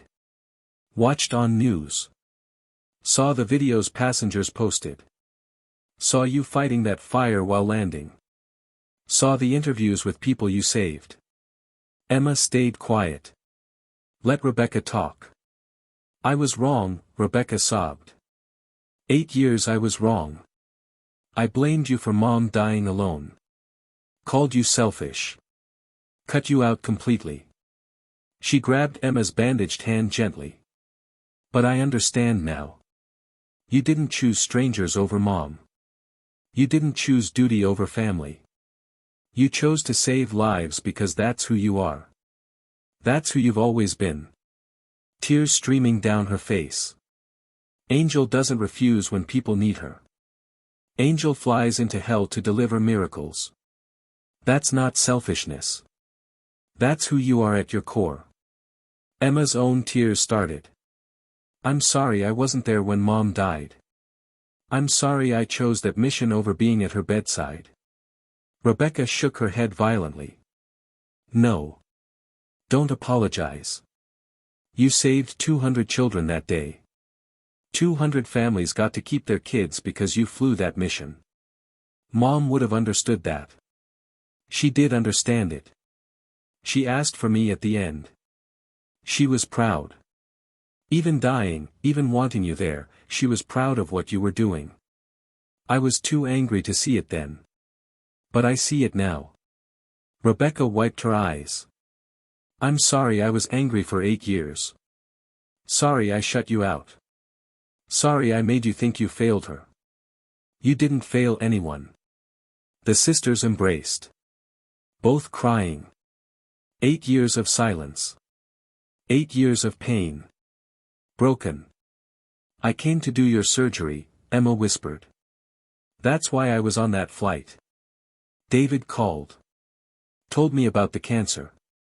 I was flying to New York to save you. I know. He told me after the crash. That you dropped everything. Came straight from a 14-hour surgery. Didn't even change clothes. But now my hands. We'll find another surgeon. What matters is you're alive. You're here. We're together again. They held each other for a long time. Family reunited. Air France released full findings 3 weeks later. Faulty wiring in an outdated electrical panel caused the catastrophic fire. The panel was scheduled for replacement in 2 months. Hadn't been flagged as urgent. Wiring overheated. Sparked. Ignited surrounding materials. Fire spread faster than suppression systems could handle. Within 90 seconds, the cockpit was fully engulfed. Captain Dubois and First Officer Martinez made the only decision possible: evacuate. Staying meant death within minutes. Fire would have reached fuel tanks. Everyone would have died. Air France investigators visited Emma. Captain Dubois wants to meet you. If you're willing. Of course. Captain Francois Dubois arrived with First Officer Maria Martinez. Both looking haunted. Guilty. They sat across from Emma's hospital bed. Dubois spoke first. Dr. Cross, we abandoned our passengers. We failed in our duty. We deserve to be. Emma stopped him. You made the only decision that gave anyone a chance to survive. If you'd stayed, you'd both be dead. The fire would have reached fuel tanks within 3 minutes. Everyone would have died in the explosion. She leaned forward. By evacuating, you kept the aircraft on autopilot. Maintained altitude and course. Bought time. You didn't abandon anyone. You couldn't finish the mission. But you enabled someone else to finish it. Martinez was crying. We heard the passengers screaming. We knew we were leaving them to die. You were leaving them with a chance. That's all any of us can do. You gave me the opportunity to land. You didn't fail. You handed off. Dubois looked at her with tears in his eyes. You're more gracious than we deserve. I'm a pilot. I understand impossible decisions. You made the right call. Both pilots left with slightly less weight on their shoulders. The media wanted Emma everywhere. Interviews. Talk shows. Book deals. Movie rights. She declined everything. I'm not a hero. I just did what needed doing. But the story spread anyway. Passenger videos went viral. Emma fighting fire with one hand while flying with the other. The calm voice over PA, I'm bringing us down in 12 minutes. The perfect water landing in storm conditions. 273 people saved. Air Force released statement, Major Emma Cross, call sign Angel, exemplifies the highest traditions of military service. Her actions saved 273 lives and brought honor to the Air Force. Navy gave her honorary commission. Made Angel an official Navy call sign. Commercial airlines offered positions. Flight safety consultant. Emergency procedures trainer. 7-figure salaries. Emma declined everything. I need time to figure out what's next. Her hands healed slowly over 2 months. Physical therapy. Range of motion exercises. Sensation testing. The nerve damage was permanent. Reduced sensation in fingertips. Fine motor control compromised. She could still perform surgery.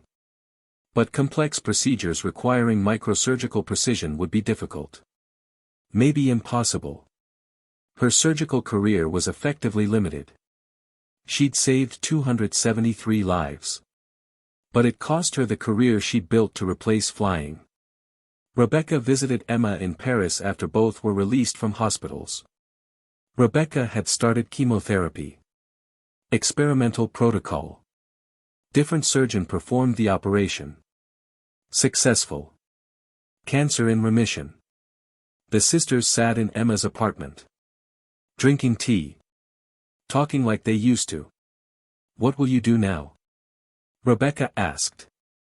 Emma looked at her scarred hands. I don't know. Can't do complex surgery anymore. Not with these hands.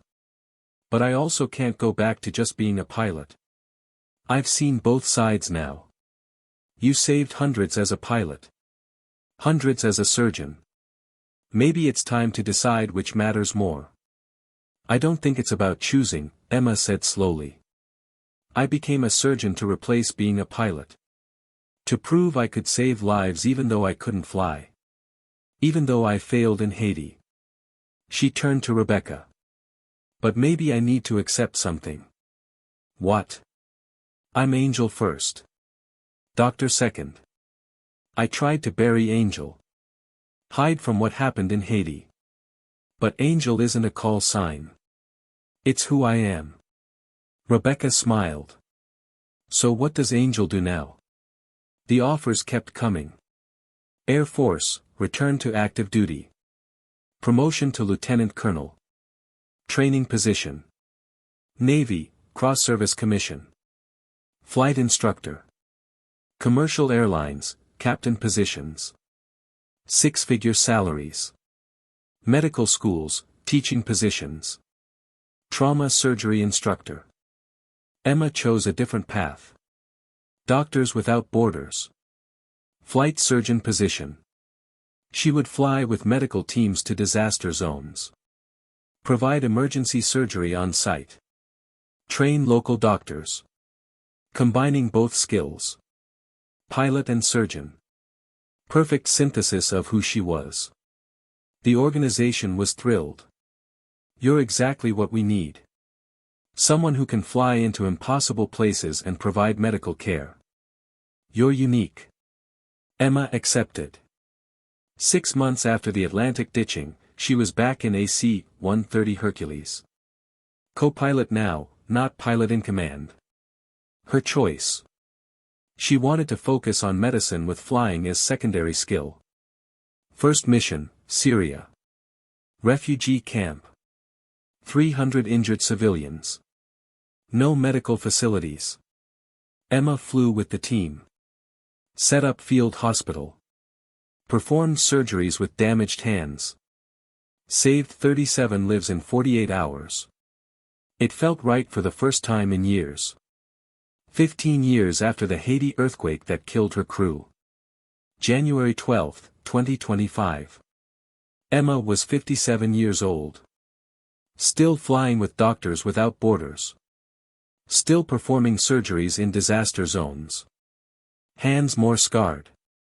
Body more tired. But purpose unchanged. Haiti had another earthquake. 6.8 magnitude. Not as bad as the 2010 disaster. But still deadly. Still devastating. Doctors Without Borders asked if Emma would fly the relief mission. Back to Haiti. Back to the country where she lost Marcus and her crew. Are you sure you want this? Her supervisor asked. We know your history there. We can send someone else.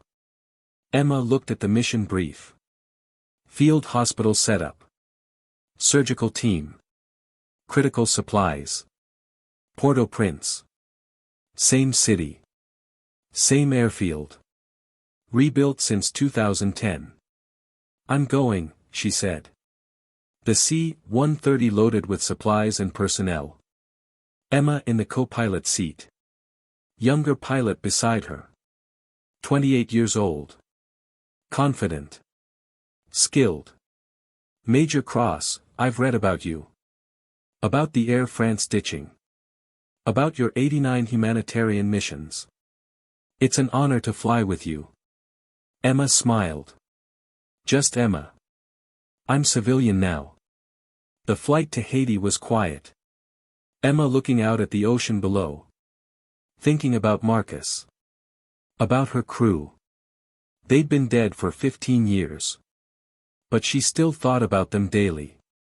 Still dreamed about the fire sometimes. The screaming. The helplessness. You okay? The young pilot asked. I lost my crew here in 2010. This is my first time back. I heard about that. The earthquake. The runway collapsing. I'm sorry. It was a long time ago. They landed at Port-au-Prince without incident. The airfield rebuilt. Stronger. Better prepared. Emma stepped off the aircraft onto Haitian soil. First time in 15 years. A local doctor met them. Elderly Haitian man. Dr. Jean-Baptiste. Dr. Cross. I remember you. You flew the mission in 2010. You lost your crew saving my country. Emma was surprised. You remember that? Everyone remembers. You and your crew are honored here. There's a memorial. He drove them to the medical site. On the way, he stopped at a small park. A monument stood there. Bronze plaque. Emma read it. In memory of the American aircrew who died bringing hope, January 12, 2010. 9 names listed. Marcus. The flight engineer. The loadmasters. The volunteer doctors. And at the bottom. They flew into danger to save strangers. True heroes. Emma stood there. Tears streaming. Dr. Jean-Baptiste spoke quietly. The supplies you brought that day saved 300 lives. The doctors you were delivering would have saved thousands. Even though they died, their mission mattered. Your mission mattered. Emma touched Marcus's name on the plaque. I'm sorry I survived when you didn't. Don't be sorry, Dr. Jean-Baptiste said. You survived to continue the mission. Look at what you've done since. The 273 lives in the Atlantic. The hundreds more in disaster zones. You carried their mission forward. Emma worked in Haiti for a week. Set up surgical clinic. Treated earthquake victims. Trained local medical staff. Every life saved honored Marcus and the crew. On the last day, she returned to the memorial. Left flowers at the base. I'm still flying your mission, Marcus. Still being angel. Still bringing people home. She flew back to Paris feeling lighter.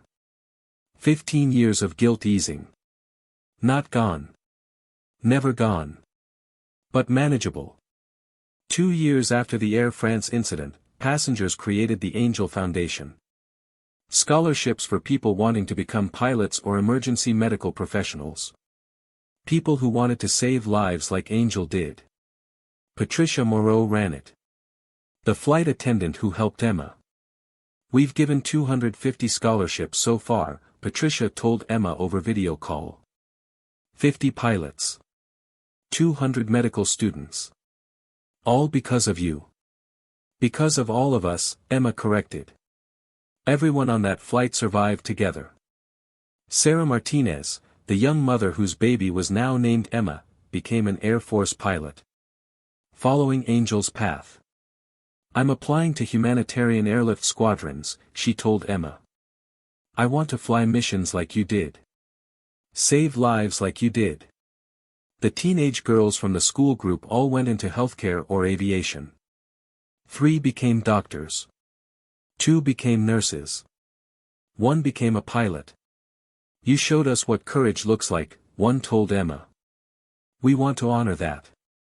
The foundation held annual reunions. Every January 20th anniversary of the ditching. All 273 passengers invited. Most attended. They called it second birthday. The day Angel gave them new lives. Emma attended the 5th anniversary reunion. New York. Major hotel. Everyone gathered. Now with families. Children. New marriages. Achievements. All possible because they survived. Patricia gave a speech. 5 years ago tonight, we thought we were going to die. Both pilots gone. Aircraft burning. Over the ocean. She looked at Emma. Then a tired woman in hospital scrubs stood up. Said 6 words, call sign Angel. I'm coming. The room was silent. She walked into fire. Fought flames with one hand while flying with the other. Landed a burning aircraft in a storm at night. Something she'd never done before. Patricia's voice cracked. And brought every single one of us home alive. 273 people. 0 casualties. Because Angel doesn't fail when people need her. Standing ovation. Emma stood uncomfortable with the attention. I just did what needed doing. But Sarah Martinez stood. The young mother. Little Emma, now 5 years old, sitting beside her. You gave my daughter life. She exists because you didn't give up. The elderly couple stood. You gave us 5 more years together. We've traveled the world. Seen our grandchildren graduate. All because of you. One by one, people stood and shared. I got married because I survived. I had a child because I survived. I started the charity I'd always dreamed of because I survived. I reconciled with my family because I survived. Every life transformed because Angel flew that night.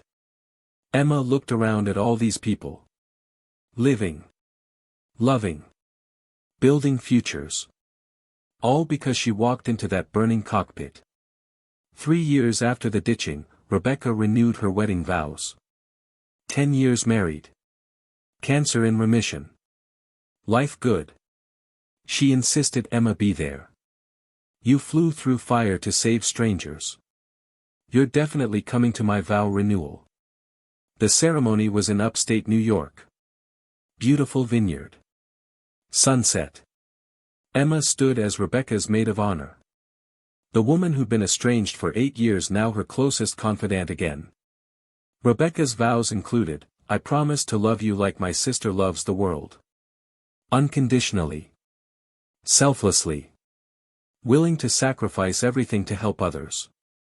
She looked at Emma. Tears in her eyes. Emma taught me what real love looks like.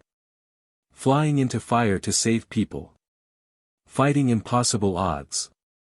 Never giving up on people even when they give up on her. After the ceremony, Emma and Rebecca sat on the vineyard patio. Sisters. Together. Healed. Thank you for not giving up on me, Rebecca said. I'm your sister. That's not possible. Even when I cut you out. Returned your letters. Had security remove you from my wedding. Emma smiled. Especially then. Family doesn't quit on family. That's what you taught me. By flying that mission when Mom died. By flying to save me even though I hated you. By being Angel even when it cost you everything. Rebecca took Emma's scarred hand. These hands saved 273 strangers.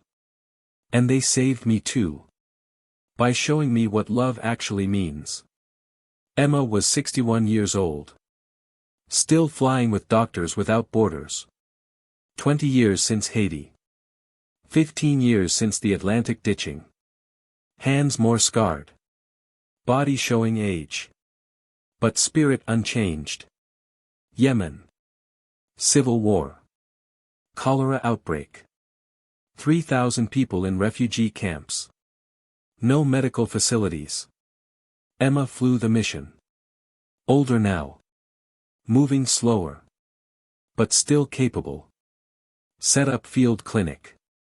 Trained local health workers. Performed emergency surgeries. Her young co-pilot was amazed. Major Cross, you're 61. When are you retiring? Emma smiled. When people stop needing help. That's never. Exactly. They treated 800 patients in 5 days. Vaccinated children. Delivered medicines. Performed 43 emergency surgeries. Emma's hands shook more now. The nerve damage from the Atlantic fire making fine motor control harder. But she adapted. Developed techniques. Found ways to do the work despite limitations. You should retire, other doctors told her. You've done enough. Saved enough lives.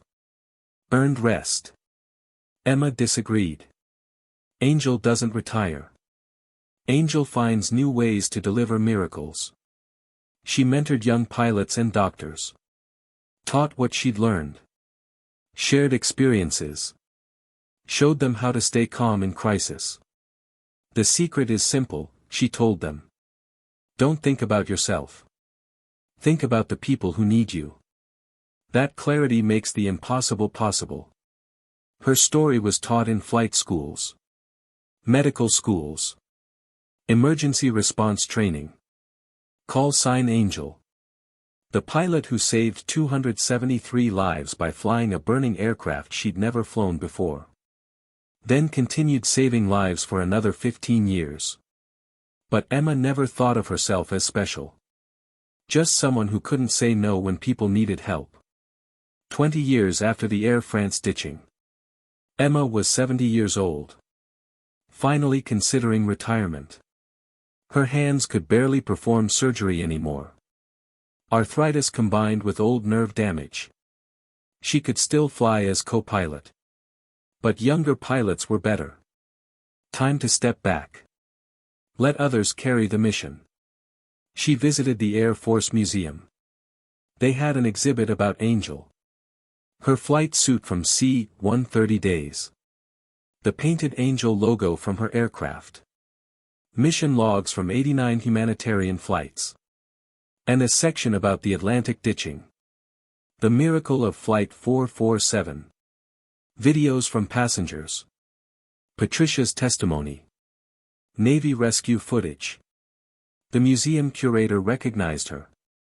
Major Cross. We're honored. This exhibit is our most popular.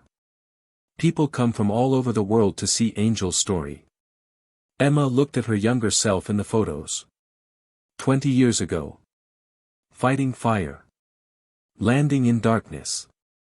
Saving lives. I'm just a pilot who did her job. You're a legend, ma'am. A school group entered. Teenage students. Aviation and medical programs. The teacher saw Emma. Gasped. Class, this is Dr. Emma Cross. Call sign Angel. She's the pilot in this exhibit. The students surrounded her. Can you tell us about the ditching? What was it like flying into fire? How did you stay calm? Emma smiled. Told them the story. Not as legend. As experience. The fear. The doubt. The burns. The determination.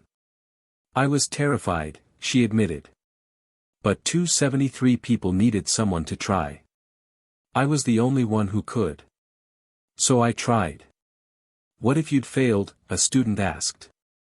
Then I'd have failed trying my absolute best. That's all any of us can do. Another student, are you ever going to fully retire?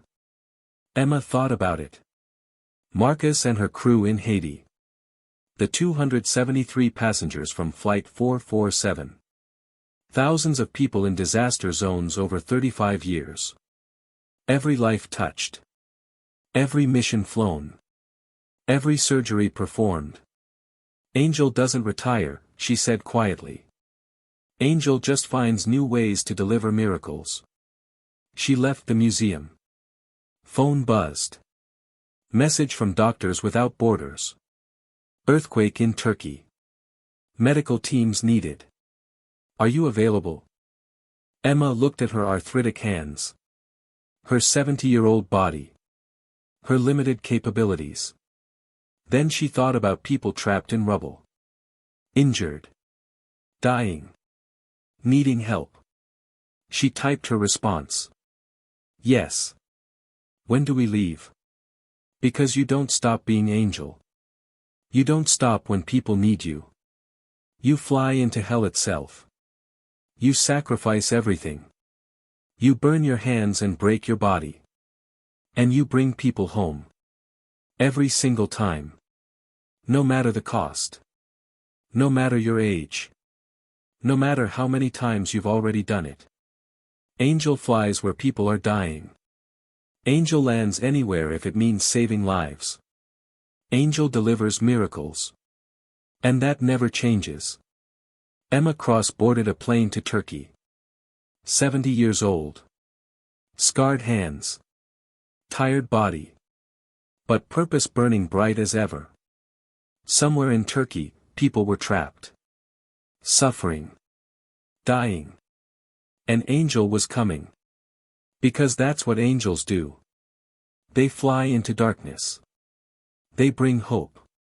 They save lives. Forever. But Angel's story never really ends. Because somewhere in the world, right now, there's a disaster. People dying. Hope running out. Darkness closing in. And someone with a call sign is loading supplies. Checking aircraft. Preparing to fly into impossible conditions. Because they made a promise. Emma Cross flew through fire to save 273 lives. She burned her hands and risked everything. And if she had to do it again tomorrow? At 70 years old? With arthritic hands and a tired body? She wouldn't hesitate. Because once you're angel forever.